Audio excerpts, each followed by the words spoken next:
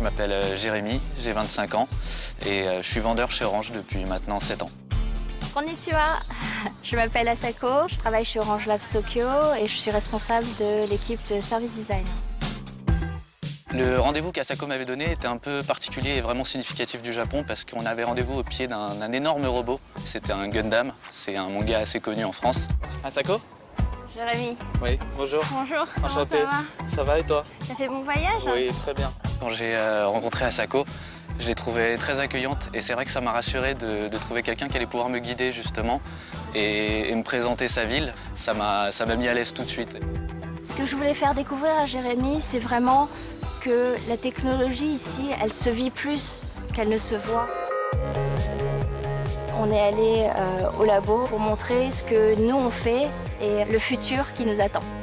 Le labo est un endroit très posé en fait. Il y a beaucoup de projets, il y a beaucoup de gens. Orange Lab à Tokyo, c'est 30 personnes avec 10 nationalités différentes. L'émission, c'est bien sûr de la veille technologique, mais aussi les partenariats avec les entreprises de l'écosystème asiatique, mais également la proximité de la technologie. Ce qu'on fait là, ce n'est pas que de la veille, c'est vraiment essayer de créer l'innovation du futur, d'inventer des choses qu'on puisse vraiment ensuite produire en France.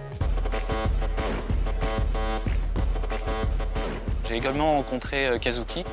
Je travaille sur un projet qui s'appelle les lunettes connectées en boutique. C'est des lunettes qui permettent de détecter le client, son profil et du coup de personnaliser son accueil et sa découverte directement en ciblant ce qu'il a aujourd'hui et ce qu'il aura demain.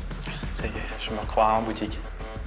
Je vois un nom de client, le mobile dont il dispose aujourd'hui et les caractéristiques de ce téléphone. Et en fait, à chaque comparaison sur la tablette, j'ai accès directement au comparatif d'un téléphone et de l'autre.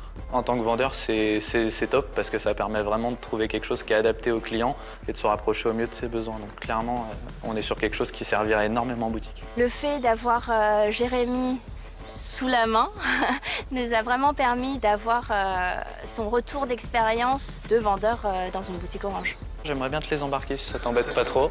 Je pense qu'à la boutique, ça pourrait servir.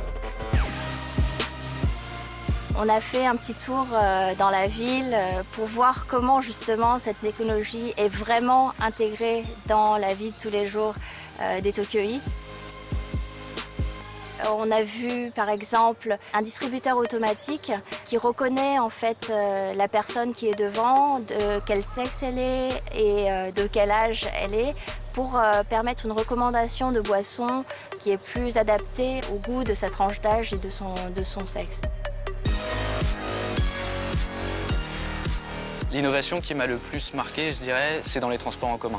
Il y a une application qui a été développée qui permet de savoir en temps réel où se situe le prochain train. Tu peux voir s'il y a foule dans ton train ou pas.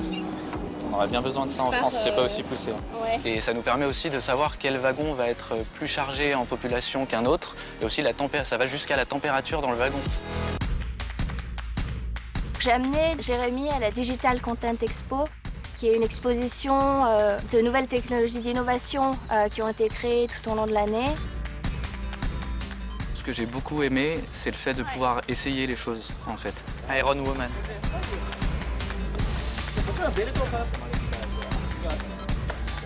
Waouh, il y a de la pression, mais de fou, quoi. Là, on a vraiment pu essayer des produits, des armatures qui permettent justement de s'aider à se relever, en fait, pour les personnes qui ont des problèmes de dos éventuellement. On a essayé des robots Transformers que j'imaginais même pas un jour pouvoir monter dans ce type de robot-là. Tu pars pas en vacances avec, toi? Non. I'll be back. Ça rend vraiment ces technologies plus concrètes quand on les essaie et ça nous permet en fait d'imaginer comment nous, Orange, on pourrait reproduire ces expériences ou inventer des nouvelles expériences à partir de ça pour nos services et nos produits.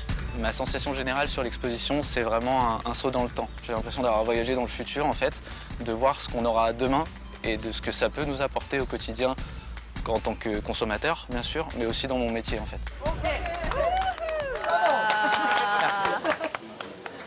Arigato.